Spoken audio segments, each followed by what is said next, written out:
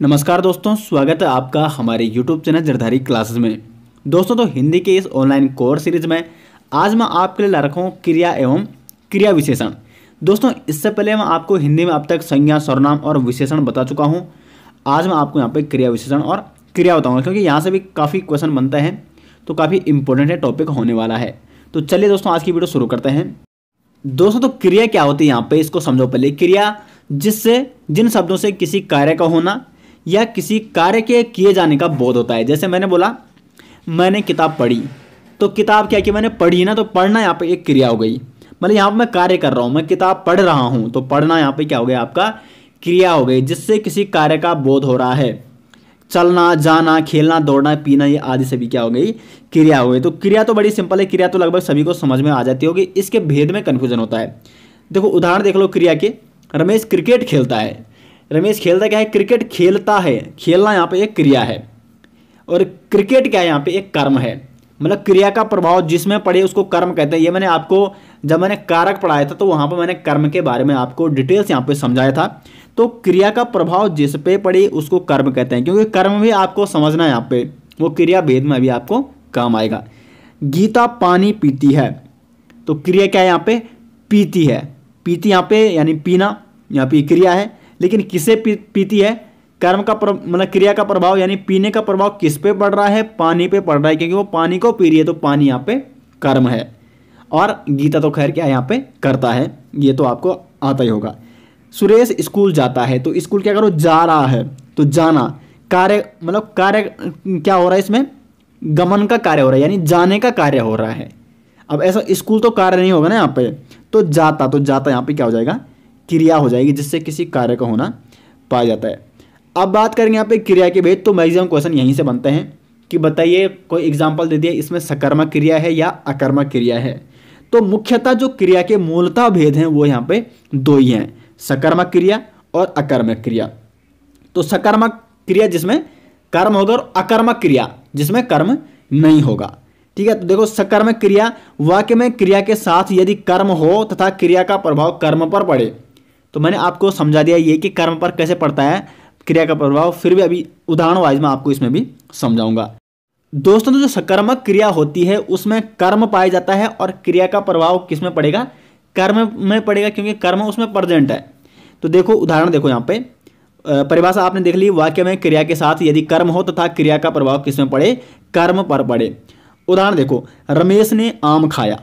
रमेश ने क्या खाया, आम खाया। मतलब खाना तो वहाँ पे क्रिया हो गई, लेकिन खाया क्या, आम खाया। तो प्रभाव किस पे पड़ रहा है, आम पर पड़ रहा है, कि खाया क्या, उसने आम खाया, तो आम यहाँ पे क्या हो जाएगा, कर्म हो जाएगा। और ये क्रिया है, तो ये एक क्या है, सकर्मक क्रिया है, क्योंकि यहाँ पे क्रिया के साथ साथ क्या भी है, कर्म भी आ रखा है, और क्रिया का प्रभाव किस में पड़ रहा है, कर्म पर पड़ रहा है, इसलिए ये आपकी सकर्मक क्रिया है। क्योंकि सकर्मक क्रिया डेफिनेशन में वही तो हमने पढ़ी अभी, कि जिसमें क्रिया के साथ कर्म भी हो और क्रिया का प्रभाव किस पर पड़े, कर्म पर पड़े। दूसरा एग्जांपल देखो, गीता पानी पी रही है, तो पीना यहाँ पे क्रिया होगी, लेकिन पी क्या रही है, क्रिया क्या है, पीना। पीने का प्रभाव किस में पड़ रहा है, या वो पी क्या रही है, पानी पी रही है, तो पीना यहाँ पे आ जाएगा कर्म।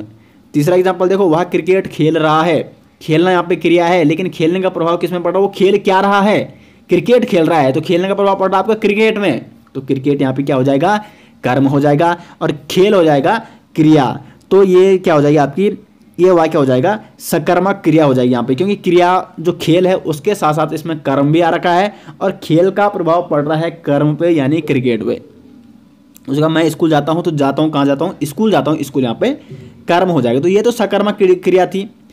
और देखो अभी मैं आपको यही बताऊँगी कैसे आपको पहचानना है, ठीक है, कई बार होता है ना कन्फ्यूजन। अब अकर्मक क्रिया को समझ लो पहले।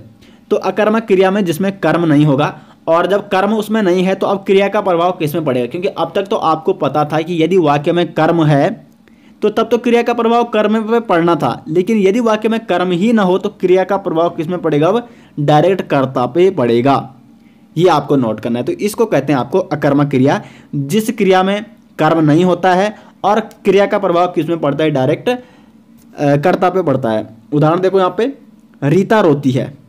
रीता रोती है, रीता यहाँ पे क्या है, कर्ता है, और रोना यहाँ पे क्रिया है। तो रोने का प्रभाव किस में पड़ रहा है, सीधे रीता पे पड़ रहा है, क्योंकि रो कौन रही है, रीता रो रही है। गीता हंसती है, हंस कौन रही है, गीता हंस रही है, तो हंसने यहाँ पे क्रिया होगी और किसमें प्रभाव पड़ रहा है क्रिया का, गीता पे पड़ रहा है, क्योंकि गीता हंस रही है तो गीता यहाँ पे करता है। तो मतलब क्रिया का प्रभाव इसमें क्या है, कर्म तो इसमें है ही नहीं, बल्कि क्रिया का प्रभाव किसमें पड़ता है, कर्ता पर पड़ता है। वह आता है, श्याम जाता है, ये सारी क्या है आपके कर्मक क्रिया के उदाहरण है। अब देखो आपको कैसे पहचानने हैं, तो देखो यहाँ पे जो सकर्मक क्रिया है उसमें आप क्वेश्चन पूछोगे, जैसे ये है ना, रमेश ने आम खाया, तो आपने क्या वहाँ पे क्वेश्चन पूछना है, रमेश ने क्या खाया, तो क्वेश्चन का आंसर आपको मिल जाएगा, रमेश ने आम खाया। गीता पानी पी रही, गीता क्या पी रही है, तो गीता पानी पी रही है। तो जिसमें आप क्वेश्चन पूछ सकते हो और उसमें आपको उत्तर मिल जाएगा, तो उसमें होगी सकर्मक क्रिया। लेकिन इसमें आप क्वेश्चन पूछोगे तो उसमें आंसर नहीं मिल पाएगा। देखो ये है ना, यहाँ पे रीता रोती है, रीता क्या रोती है, तो कोई आंसर नहीं ना, क्या रोती है, रीता सिर्फ रोती है, क्या तो कोई है ही नहीं, मतलब क्योंकि यहाँ पे कर्म है ही नहीं, तो ये अकर्मक क्रिया है। गीता हंसती है, गीता क्या हंसती है, आंसर मिल रहा है, नहीं मिल रहा है, क्योंकि ये अकर्मक क्रिया है। वह आता है, वह कहाँ आता है, मतलब वह क्या आता है, क्या से आपको क्वेश्चन बनना है, यहाँ पे प्रश्नवाचक आपने बना देना है उसको, उससे क्वेश्चन पूछना है आपने। यदि आंसर नहीं मिलेगा तो उसमें क्या है, आपकी अकर्मक क्रिया है। श्याम जाता है, श्याम क्या जाता है, अमित खेलता है, अमित क्या खेलता है, यहाँ पे क्या है, मेंशन नहीं कर रखा है, यहाँ पे दिखा नहीं रखा है कि अमित खेलता क्या है, इसलिए यहाँ पे भी क्या है आपका अकर्मक क्रिया है। यदि यहाँ पे होता अमित क्रिकेट खेलता है या अमित फुटबॉल खेलता है, तब जाके इसने सकर्मक क्रिया होना था, लेकिन यहाँ पे कर्म तो दे नहीं रखा है, तो जहाँ पे कर्म नहीं होगा वो हो जाएगा अकर्मक क्रिया। अब बात करते हैं क्रिया की कुछ अन्य भेदों की, ठीक है। तो मूलतः क्रिया के दो ही भेद हैं, और कुछ अन्य भेदों की बात कर लेते हैं जो इंपॉर्टेंट है एग्जाम की दृष्टि से, कई बार इनसे भी क्वेश्चन बनते हैं। तो द्विकर्मक क्रिया, तो द्विकर्मक क्रिया नाम से लग रहा है जिसमें दो कर्म होंगे। अब दो कर्म भी होते होंगे किसी में, वाक्य में बिल्कुल होते हैं। जैसे देखो उदाहरण यहाँ पे, सुरेश ने रमेश को खाना खिलाया, तो यहाँ पे दो कर्म है। देखो सुरेश तो यहाँ पे करता है, यहाँ पे रमेश और खाना क्या हो जाएगा, कर्म हो जाएगा, और खिलाए तो क्रिया है। तो देखो खिलाए का प्रभाव किस किस में पड़ रहा है, खाने पे पड़ रहा है, लेकिन जो खाने का प्रभाव वो रमेश पे पड़ रहा है। खाना कौन खा रहा है, रमेश खा रहा है। सुरेश ने रमेश को खाना खिलाया, तो खिलाए यहाँ पे क्रिया हो जाएगा खाना, और रमेश यहाँ पे क्या हो जाएगा, आपका कर्म हो जाएगा। मतलब खा क्या रहा है, खाना खा रहा है, लेकिन कौन खा रहा है, रमेश खा रहा है। खाने का प्रभाव भी किस पे पड़ रहा है, रमेश पर पड़ रहा है। दूसरा एग्जाम्पल देखो, गीता ने सीता को पानी पिलाया, तो पिलाना यहाँ पे क्रिया हो गई, और यहाँ पे दो कर्म है, पानी और सीता, क्योंकि पानी मतलब पिलाया क्या, पानी पिलाया, पिलाया का प्रभाव पड़ रहा है पानी पे, और पानी का प्रभाव किसमें पड़ रहा है, सीता पे पड़ रहा है, क्योंकि पानी किसने पिया, सीता ने, और पिलाई किसने, गीता ने। तो गीता खैर यहाँ पे करता है, जो काम कर रही है, लेकिन पानी जो पी रही है वो सीता है, मतलब जो कर्म कर रही है, मतलब जो कर्म है। सीता और पानी यहाँ पे क्या हो जाएगा, कर्म हो गया, क्योंकि गीता तो काम कर रही है, गीता पिला रही है पानी सीता को, तो सीता और पानी यहाँ पे क्या हो जाएगा, आपका कर्म हो जाएगा, दो कर्म यहाँ पे, ठीक है। श्याम ने बच्चों को मिठाई खिलाई, तो मिठाई और बच्चे यहाँ पे क्या आ जाएंगे, कर्म हो जाएंगे। तो द्विकर्मक क्रिया इसी को कहते हैं जिसमें दो कर्म हों। दूसरा आता है यहाँ पे संयुक्त क्रिया। तो संयुक्त क्रिया में क्या होता है, संयुक्त मतलब जोड़ा होना चाहिए। तो संयुक्त क्रिया यानी जब यहाँ पे दो क्रियाएं हों, किसी वाक्य में दो क्रियाएं हों, तो वाक्य में दो क्रियाएं बिल्कुल हो सकती है। तुम वहाँ आकर बैठ जाओ, तो बैठना भी यहाँ पे एक क्रिया हो गई, और जाओ मतलब जाना, बैठ जाओ, तो जाओ से जाना एक क्रिया ही तो है, तो बैठ, ये दोनों यहाँ पे क्या है, क्रिया है, तो यहाँ पे इसको संयुक्त क्रिया कहते हैं। गीता चिल्ला उठी, चिल्लाना और उठना दो क्रिया है यहाँ पे, चिल्लाना और उठना। वह पेड़ से कूद पड़ा, कूदना और पड़ना, गिर पड़ना, कूद पड़ना, तो ये यहाँ पे क्या है, संयुक्त क्रिया है। तुम जाकर चले जाओ, तो चलना और जाना यहाँ पे दो क्रिया है। हम उनके सामने झुक जाते हैं, झुकना और जाना, ये भी यहाँ पे क्या है, दोनों दो क्रियाएं। तो कुल मिला के इन वाक्यों में संयुक्त क्रिया है। अब देखो अभी मैं आगे आपको धातु के बारे में बताऊंगा। क्रिया का जो मूल होता है उसको कहते हैं धातु, मूल रूप होता है जो क्रिया का, वो उसको भी आपको समझना है, वहाँ से भी क्वेश्चन बनते हैं। तीसरा यहाँ पे जो अन्य भेद क्रिया का, प्रेरणार्थक क्रिया। तो प्रेरणार्थक क्रिया क्या होती है, जब हम किसी को प्रेरणा देकर कार्य करवा रहे हैं। जैसे शिक्षक ने विद्यार्थी से पुस्तक पढ़ाई, तो शिक्षक ने प्रेरणा दी ना विद्यार्थी को, और अब विद्यार्थी ने वो काम किया, तो इसको कहा जाता है, मतलब जो क्रिया किसी की प्रेरणा, मतलब किसी के द्वारा प्रेरणा मिलने पर किया जाता है, उसे कहते हैं प्रेरणार्थक क्रिया। महेश रमेश से पत्र लिखवाता है। देखो लिख तो रमेश रहा है, लेकिन किसने लिखवाया, महेश ने लिखवाया, तो यहाँ पे प्रेरणार्थक क्रिया है। श्याम रमेश से सफाई करवाता है, तो प्रेरणा कौन दे रहा है, श्याम दे रहा है रमेश को, और काम कौन रहा है, रमेश कर रहा है काम। तो इसको कहते हैं, मतलब रमेश तभी काम कर रहा है जब वो श्याम उसको प्रेरणा दे रहा है, तो इसको कहते हैं प्रेरणार्थक क्रिया। एक अन्य क्रिया होती है पूर्वकालिक क्रिया। तो पूर्वकालिक क्रिया में क्या होता है, जब कर्ता एक क्रिया को समाप्त करके दूसरी क्रिया प्रारंभ कर दे, मतलब पूर्वकालिक एक तो पूरी हो चुकी है और दूसरी वो प्रारंभ कर रहा है, तो इसको कहते हैं पूर्वकालिक क्रिया। देखो गीता खेल कर थक गई, खेलना थकना दो क्रिया है ना, यहाँ पे खेल दिया उसने, अब वो थक चुकी है, मतलब खेल तो दिया, एक क्रिया हो गई खेलना, और दूसरी क्रिया अब वो क्या कर रही है, थक चुकी है। उसी प्रकार वह किताब पढ़ के खेलने गया, मतलब पहले उसने किताब पढ़ चुकी है तो ये पूर्वकालिक हो गया, मतलब पहले कर चुका है, अब वो खेलने चला गया। तो इसमें भी क्या है, दो क्रियाएं हैं, लेकिन इसमें तो मतलब एक तो पूरी हो चुकी है और दूसरी यहाँ पे वो कर रहा है। तो इसको कहते हैं, जिसमें इस प्रकार की क्रिया पाई जाती है, मतलब दो क्रियाएं होती है, एक तो हो चुकी है और दूसरा हो रही है, तो इसको कहते हैं पूर्वकालिक क्रिया।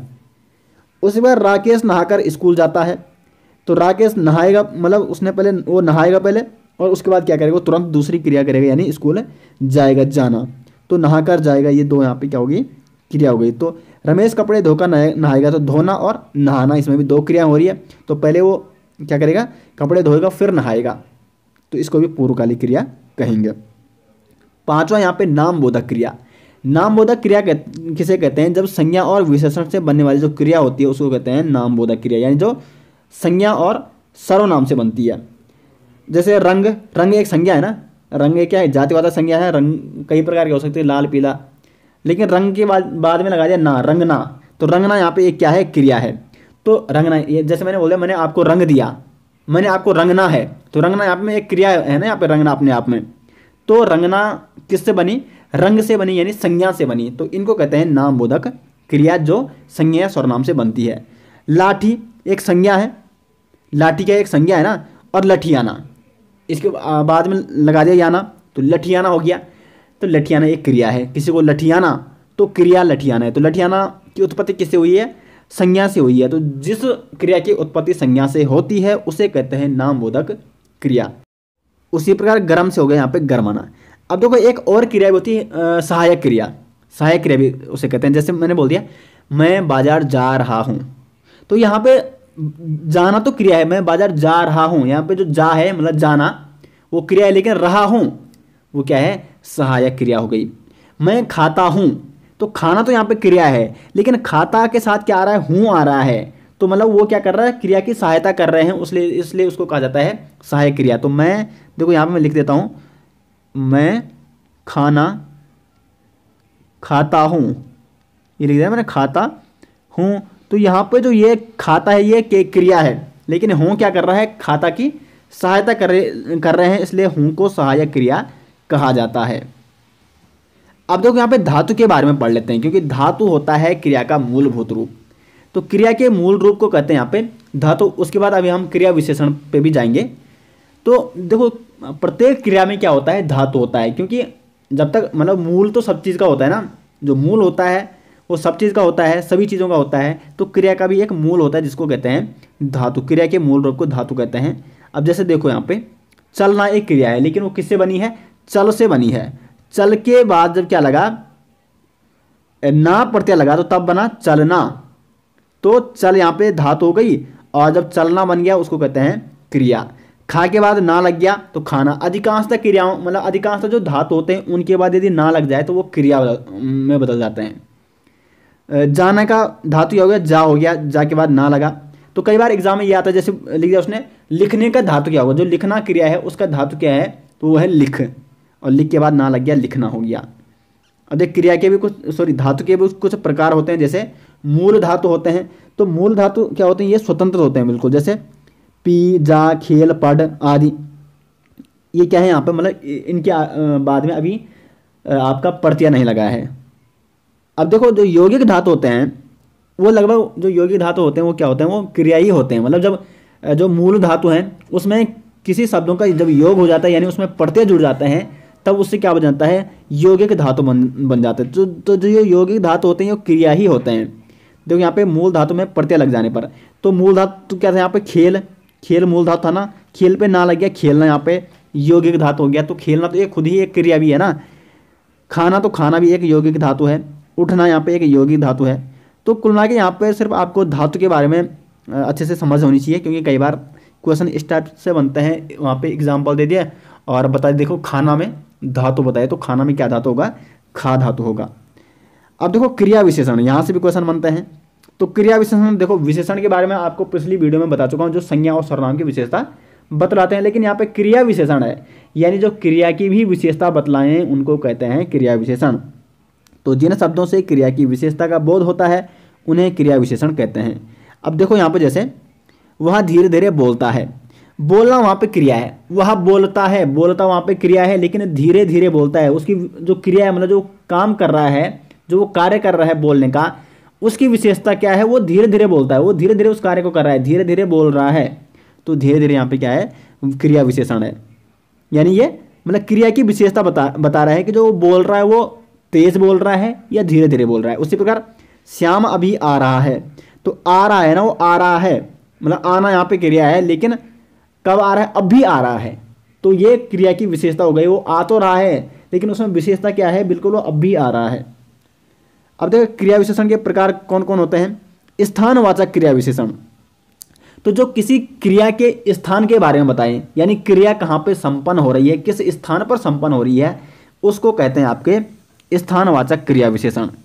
देखो जो अविकारी शब्द, ये अविकारी शब्द होते हैं, ठीक है। क्रिया विशेषण क्या होते हैं, अविकारी शब्द होते हैं। तो जो अविकारी शब्द क्रिया के स्थान का बोध कराते हैं। विकारी और अविकारी शब्द को मैं आपको पहले कई बार समझा चुका हूँ। अब देखो जैसे अंदर बाहर, ऊपर नीचे, यहाँ वहाँ, ये सारे क्या है आपके स्थानवाचक क्रिया विशेषण है। उदाहरण से देखो आप, गीता अंदर पढ़ती है, देखो यहाँ पे पढ़ना यहाँ पे क्या है, क्रिया है, लेकिन क्रिया का जो स्थान है वो मतलब कहाँ पढ़ रही है, कहीं अंदर पढ़ रही है। तो यहाँ पे क्रिया के स्थान के बारे में कौन बता रहा है, अंदर बता रहा है। तो अंदर यहाँ पे क्या है, एक स्थान है जो ये यहाँ पे ये बोध करा रहा है कि जो गीता पढ़ रही है वो अंदर पढ़ रही है किसी स्थान पर। तो ये एक स्थानवाचक क्रिया विशेषण है। वह नीचे खेलती है, खेलती तो है लेकिन कहाँ खेलती है, नीचे खेलती है, नीचे एक स्थान है, वो स्थान के बारे में बोध करा रहा है। मतलब क्रिया के जो स्थान के बारे में बोध कराएं उनको कहते हैं स्थानवाचक क्रिया विशेषण। उसके बाद श्याम यहाँ आओ, तो श्याम को बुला रहे ना यहाँ, ठीक है, तो ये स्थानवाचक है। उसका दूसरा है कालवाचक, काल का मतलब होता है समय। तो जो क्रिया के समय के बारे में बताएं, यानी क्रिया कब संपन्न हो रही है, देखो जो क्रिया के स्थान के बारे में बताएं वो स्थानवाचक क्रिया विशेषण, जो क्रिया के समय के बारे में बताए कि क्रिया कब संपन्न हो रही है उसको कहते हैं कालवाचक। तो जो अविकारी शब्द किसी क्रिया के होने का समय या काल का बोध कराते हैं, जैसे जब, तब, यदा, कदा, हमेशा, तत्पश्चात, तत्काल, पूर्व, बाद, कभी कभी, ये सारे क्या हैं आपके कालवाचक हैं। जैसे मैंने बोल दिया मैं अभी आ रहा हूँ, मैं अभी आ रहा हूँ, तो अभी यहाँ पे क्या है, एक समय दे रहा हूँ ना मैं आपको, मतलब आना यहाँ पे एक क्रिया है, लेकिन जो क्रिया है वो कब मैं संपन्न करूँगा, अभी मैं संपन्न कर रहा हूँ उसको, अभी मैं आ रहा हूँ, तो अभी यहाँ पे एक समय है। मैं आपको हमेशा पढ़ाऊँगा, तो मेरा बोलने का मतलब मैं पढ़ाऊँगा यहाँ पे एक क्रिया है, लेकिन हमेशा पढ़ाऊँगा, हमेशा यहाँ पे मैं एक समय दे रहा हूँ आपको। तो मतलब जो क्रिया में कर रहा हूँ, जो पढ़ाने की क्रिया में कर रहा हूँ, उसमें समय का बोध कौन करा रहा है, हमेशा करा रहा है, यानी मैं हमेशा आपको पढ़ाऊंगा, तो हमेशा उसमें क्या हो जाएगा, कालवाचक क्रिया विशेषण। उदाहरण देखो यहाँ पे, श्याम पढ़ाई कर रहा है, तत्पश्चात खेलने जाएगा। तो ये एक जो खेलने मतलब जो खेलने की क्रिया है उसमें समय का बोध हो रहा है कि कुछ देर बाद हो जाएगा, तत्पश्चात जाएगा। तो तत्पश्चात यहाँ पे क्या हो जाएगा, काल, यानी वो समय के बारे में बता रहा है, क्रिया के समय के बारे में ये बोध करा रहा है कि वो बाद में जाएगा खेलने। मैं अभी आ रहा हूँ, तो आ तो रहा है लेकिन कब आ रहा है, बिल्कुल अभी आ रहा है, एक समय क्या कर रहा है वो निर्देशित कर रहा है अभी, तो आने का समय क्या है, अभी है, तो अभी यहाँ पे क्या हो जाएगा, कालवाचक। मैं आपको हमेशा पढ़ाऊंगा, ये तो मैं आपको समझा चुका हूँ। तीसरा यहाँ पे परिमाणवाचक क्रिया विशेषण।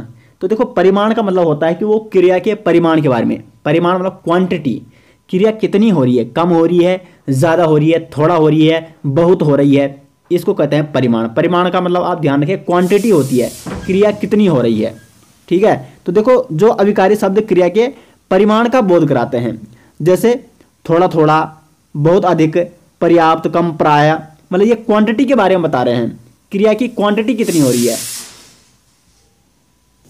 अब देखो उदाहरण देखो यहाँ पे, श्याम कम बोलता है। देखो श्याम बोलना यहाँ पे क्रिया है, बोलता तो है लेकिन बोलने की क्वांटिटी क्या है, यानी परिमाण कितना है, कम है। तो कम यहाँ पे क्या हो जाएगा आपका परिमाणवाचक क्रिया विशेषण, जो परिमाण के बारे में बता रहा है, क्वांटिटी के बारे में बता रहा है। कम यहाँ पे बोध करा रहा है कि जो बोल रहा है वो कम बोल रहा है। गीता अधिक रोती है, तो अधिक भी क्या यहाँ पे क्वांटिटी है, रोने की अधिक है, ठीक है, रोना एक क्रिया है और अधिक यहाँ पे हो जाएगा परिमाणवाचक। उसी प्रकार रमेश थोड़ा थोड़ा खेलता है। और लास्ट यहाँ पे क्रिया विशेषण का जो भेद है वो है चौथा यहाँ पे रीतिवाचक क्रिया विशेषण। तो रीतिवाचक क्रिया विशेषण किसे कहते हैं? जो क्रिया की रीति, रीति का मतलब होता है तरीका या विधि के बारे में बताइए, यानी क्रिया किस विधि से संपन्न हो रही है, किस तरीके से क्रिया संपन्न हो रही है, उसको कहते हैं रीतिवाचक क्रिया विशेषण।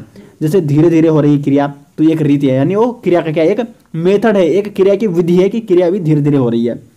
अचानक हो रही है, सहसा, लगातार हो रही है, बार बार हो रही है क्रिया, तो इसको कहते हैं रीतिवाचक क्रिया विशेषण। उदाहरण देखो, कछुआ धीरे धीरे चलता है।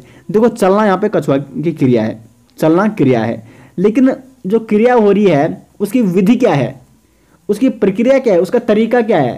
तो जो चलने की जो तरीका है यहाँ पे वो धीरे धीरे है। अभी कछुआ धीरे धीरे चल रहा है, तो धीरे धीरे यहाँ पे क्या कर रहा है, क्रिया की विशेषता बता रहा है, और कौन किस प्रकार की विशेषता, तरीका बता रहा है उसका, तो इसको कहते हैं रीतिवाचक क्रिया विशेषण। नई जगह धीरे धीरे चलना चाहिए। श्याम ध्यानपूर्वक पढ़ रहा है, पढ़ना यहाँ पे क्रिया है, लेकिन पढ़ने की जो क्रिया कर रहा है उसका तरीका क्या है, वो यहाँ पे ध्यानपूर्वक पढ़ना। श्याम ध्यानपूर्वक पढ़ रहा है, तो ये भी एक रीतिवाचक क्रिया विशेषण है। गीता लगातार दौड़ रही है, तो लगातार कंटिन्यूटी है इसमें क्रिया में। तो ये हो गए यहाँ पे क्रिया विशेषण के भेद। तो दोस्तों ये हो गए यहाँ पे मैंने आपको पूरी डिटेल्स यहाँ पे आपको क्रिया और क्रिया विशेषण के बारे में बताई, धातु के बारे में बताई। तो अगर आपको यहाँ पे वीडियो पसंद आ रही है तो वीडियो को लाइक और शेयर जरूर कीजिएगा। ये सीरीज़ आपको कैसी लग रही है हमारी हिंदी की, अपने राय कमेंट बॉक्स में ज़रूर दें। मिलते हैं दोस्तों नेक्स्ट के साथ, तब तक के लिए धन्यवाद।